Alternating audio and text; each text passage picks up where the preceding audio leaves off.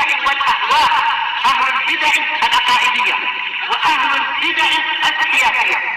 نقول بيننا وبينكم السلف، بيننا وبينكم الكتب، كان فيقول البدع بيننا وبينكم. Bismillahirrahmanirrahim.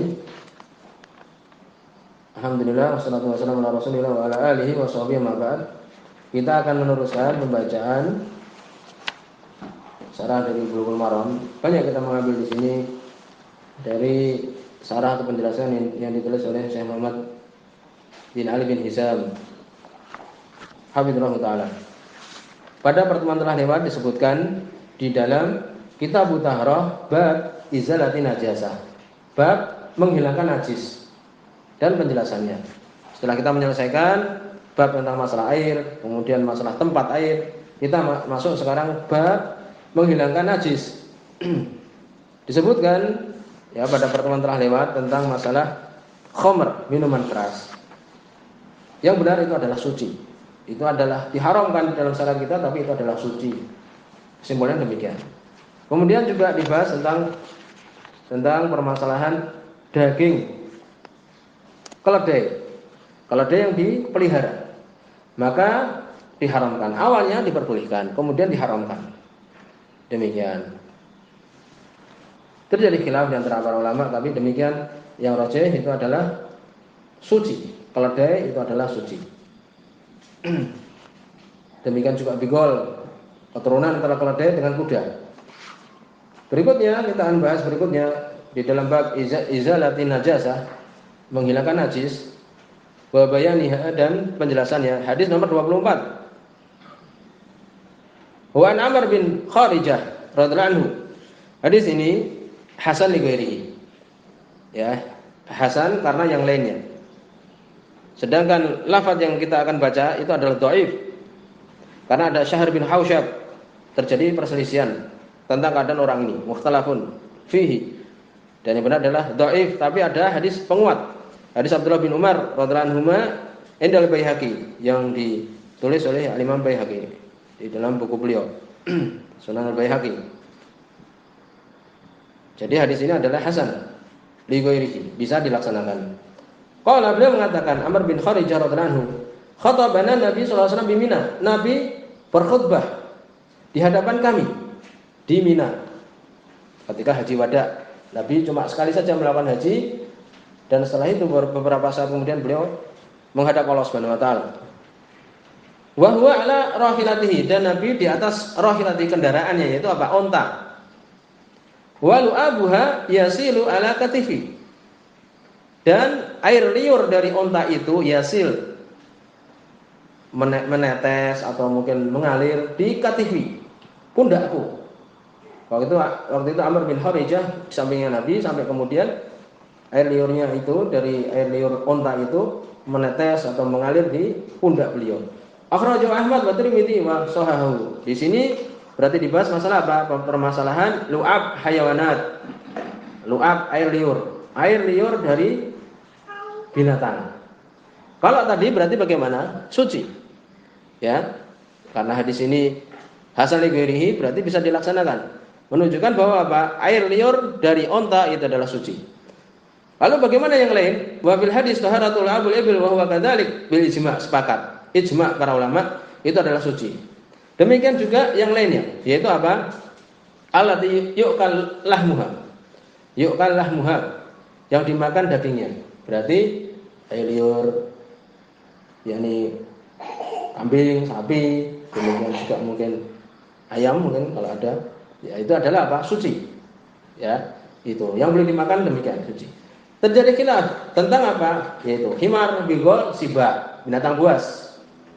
Kucing mungkin masuk, ya, seperti itu. Dan rajih itu adalah suci. Yang rajih adalah suci. Dalilnya apa di antaranya? Kucing itu. Nabi mengatakan pada pertemuan telah lewat, kita sebutkan innaha laisat binajis, itu bukan najis kucing. Innaha tawafuna alaikum, itu yang berputar-putar di rumah kalian. Nah itu. Jadi ini dalilnya, itu adalah suci. Lalu bagaimana binatang yang lain? Seperti apa? Seperti anjing, demikian juga babi. Itu adalah apa? Adapun itu adalah najis, ya. Adapun yang tadi yang boleh dimakan maka itu adalah suci. Kemudian juga dibicarakan tentang air liur manusia. Itu adalah suci. Jelas, ijma. Demikian juga orang kafir itu adalah suci. Yang benar adalah itu. Adapun ayat innamal musyrikuna najasun, sesungguhnya orang musyrik itu najis. Apa najis? Najis akidahnya. Demikian disebutkan. Jadi air liur manusia demikian juga bahkan muslim, demikian juga kafir, demikian. Dalilnya, ya ini kisahnya apa waktu itu? Ifrit waktu itu ketika mau melewati Nabi SAW, kemudian Nabi menangkapnya dan mau diikat di yani sawari di tiang Masjid Nabawi. Tetapi kemudian apa? Kemudian Nabi ingat ucapan Nabi Sulaiman. Sampai beliau merasakan apa? Lu'abnya, air liurnya Ifrit ini. Jin kafir. Ini demikian. Ini dalilnya.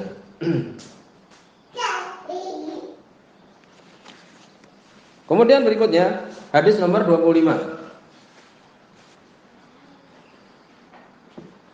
Wa an Aisyah radhiyallahu anha, muttafaqun alaih, hadis sahih. Qalat, beliau mengatakan kana Rasulullah sallallahu alaihi wasallam, adalah Rasul sallallahu alaihi wasallam yaksilul mani, mencuci mani. Sekarang kita akan bicarakan tentang masalah apakah suci mani. Ya. Adalah Nabi sallallahu alaihi wasallam mencuci mani, air mani. Tsumma yakhruju ila shalah. Kemudian beliau keluar ke salat, maksudnya ke masjid. Beliau akan melakukan salat waktu itu. Fi dzalika thawb, di pakaian yang beliau cuci itu. Ya. Wa ana anzuru ila asaril ghusl, dan aku melihat kepada asar bekas dari al-ghusli. Fihi, bekas cucian yang ada di dalamnya itu. Muttafaqun alaih. Jadi masih ada bekas di situ air mani Nabi sallallahu alaihi wasallam. Di sini muttafaqun alaih. Kemudian berikutnya wali Muslim, dan di dalam riwayat Imam Muslim, laqad kuntu afruquhu min thawbi Rasulillah sallallahu alaihi wasallam. Sungguh aku afruq, yakni mengerik. Ya, mengerik hampir mirip dengan nanti ahukuhu. Min thawbi Rasulillah sallallahu alaihi wasallam, dari bajunya Nabi sallallahu alaihi wasallam, farkan, dengan benar-benar dengan mengeriknya, dikerik. Ya, biasanya dengan apa ya? Dengan mungkin dengan kuku sebagaimana berikutnya. Fa yusalli fihi, kemudian Nabi salat di situ, cuma dikerik saja. Riwayat Imam Muslim ini, wa fi lafdhihi, di dalam riwayat Imam Muslim yang lain, laqad kuntu ahukuhu, sungguh aku ahukuhu, mengerik juga. Ya bisan bidufri, kering maninya itu dengan dufur, dengan kuku min thawbi, dari bajunya. Demikian, Allahu musta'an. Ya, dulu sampai disebutkan di zaman para sahabat, sampai di antara para sahabat, man indana lahu thawban, siapa di antara kami waktu itu punya dua baju, sampai seperti itu. Waktu itu keadaan yang sulit. Sampai di antara mereka kalau yakni ditutupi dadanya, kakinya di bawah lutut itu kelihatan. Sebagian diletakkan di bawah, kemudian dadanya kelihatan, sampai seperti itu. Di sini Nabi sallallahu alaihi wasallam sholat, di situ ada bekas dari air mani beliau. Sebelumnya kita sebutkan perbedaan mani dan madhi. Kesimpulannya adalah bahwa mani itu suci, adapun madhi itu adalah najis. Ya, perbedaannya mani itu adalah keluar dengan syahwat. Kemudian golit, kemudian apa? Dia itu yakni kental. Bisa ditulis bahwa perbedaan mani dan madhi, bahwa mani itu adalah keluar dengan syahwat, kemudian dengan hentakan, daf'ah, ya. Kemudian golit, dia encer, dia apa? Kental. Madhi, ya, dia rokik, yaitu apa? Encer. Kharaja, keluar, ya, bila syahwat, tanpa syahwat. Demikian disebutkan. Jadi kalau mani tadi keluar dengan syahwat. Ini perbedaan seperti itu. Sekarang berikutnya tentang masalah apa? Hukum mani adami. Ini terjadi khilaf di antara para ulama. Kalau kita perhatikan hadis tadi jelas bahwa itu adalah suci. Kalau itu adalah najis, wallahu a'lam, Nabi tidak mungkin untuk kemudian apa? Beliau sholat di baju tersebut. Tetapi disebutkan di situ ada ulama yang berpendapat bahwa itu adalah najis. Abu Hanifah, demikian juga Imam Malik. Apa dalil mereka? Dalilnya adalah Nabi mencucinya. Ya kan? Karena Rasulullah yaksilul mani, tadi hadis yang pertama tadi, hadis Aisyah tadi. Nabi mencucinya. Itu mereka, jawaban mereka. Mencuci berarti kan najis. Tetapi bagaimana kita menjawab? Yang rajih adalah itu adalah suci. pendapat Imam Syafi'i, ya. Demikian juga ini sebagian pendapat Imam Ahmad, yaitu apa? Hadis yang tadi disebutkan. Lalu bagaimana Nabi mencucinya? Dijawab oleh Imam Syaukani. Anu yajuz ghusl mani min thawb wa hadha mimma la khilaf fihi bal yajuz ghusl ma kana muttafiqan ala taharati. Jadi, kenapa kemudian kalian berpendapat bahwa itu adalah najis dengan mencucinya? Bahkan kita boleh mencuci sesuatu yang suci, ya enggak? Boleh kita mencuci katib seperti umpamanya minyak wangi, kita mencucinya di situ. Wa turab tanah, ya, baju kita kena tanah, kemudian kita mencucinya. Bukan berarti menunjukkan bahwa dicucinya itu adalah najis, itu. Ini diantara jawabannya. Jadi mani itu adalah suci. Walaupun ya kalau mempunyai pakaian yang lain, di situ ada perintah ya ayyuhalladzina amanu khudhu zinatakum inda kulli shalah. Wahai orang yang beriman, pakailah perhiasan kalian itu ketika salat. Ya, di situ disebutkan demikian oleh Allah Subhanahu wa taala. Kemudian dibahas juga mani selain Bani Adam. Ya, mani selain Bani Adam. Sebutkan di situ wal wajhu salis inda Syafi'iyah wa madhhanabila waladhi yadhhar al-alam anna mani hayawanat kulluha tahirah. Mani ya semua binatang ya itu adalah suci. Mani semua binatang adalah suci. Illa ma sabata dalil bi najasatihi. Kecuali yang jelas dalil bahwa itu adalah najis. Siapa itu? Yaitu anjing, demikian juga khinzir, babi. Ya. Demikian juga yang tadi kita bahas tentang lu'ab, air liur juga seperti itu. Ya. Anjing, demikian juga khinzir, ini babi. Wallahu alam demikian. Kemudian juga dibahas kalau tadi mani, dibahas juga rutubah farj al-mar'ah. Basahnya kemaluan perempuan itu. Ya. Ya biasanya demikian. Terjadi khilaf di antara para ulama, ada yang mengatakan najis, itu pendapat Imam Syafi'i. Ya, yang benar adalah suci. Pendapat Imam Ahmad. Sebagian Syafi'iyah juga. Itu. Disebutkan di antara dalilnya itu adalah juga pendapat Syekh Utsaimin. Itu biasanya yang memang dialami oleh sebagian perempuan. Ya, basahnya itu.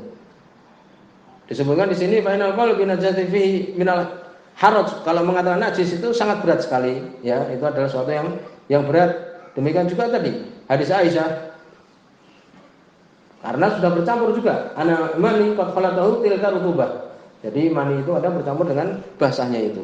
Ini kesimpulannya itu adalah apa? Suci.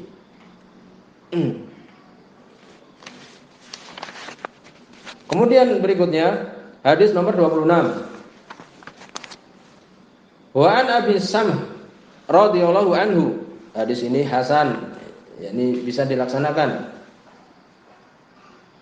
Pembagian hadis itu ada sahih, di bawahnya hasan, bisa dilaksanakan juga. Kemudian dhaif.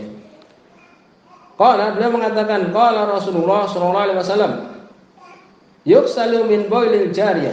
Ini tentang air kencing anak kecil. Bagaimana Nabi menyebutkan yughsal, dicuci min baulil jariyah, dari air kencingnya al jariyah, anak kecil perempuan ya yang dia itu belum makan. Wa yurashu, dan diperciki min baulil gulam, dari kencingnya anak kecil laki-laki yang belum makan, sebagaimana dalam riwayat yang lain ya, malam yat'am, disebutkan dalam hadis Ali bin Abi Thalib radhiyallahu anhu itu. Jadi di sini disebutkan demikian bimbingan Nabi sallallahu alaihi wasallam. Akhraj Abu Dawud wa Nasai wa Sahih Al-Hakim, disahihkan oleh Hakim rahimahullah taala. Dari sini berarti apa? Menunjukkan bahwa wajibnya untuk apa? Tadhir, membersihkan kencing dari anak. Juga menunjukkan najis. Menunjukkan najis kencing laki-laki atau perempuan dari anak. Karena Nabi merintahkan untuk mencuci untuk perempuan, ya, untuk laki-laki diperciki. Menunjukkan itu adalah najis. Sepakat ya ini? Demikian. Itu adalah najis. Adapun cara membersihkannya agak mudah.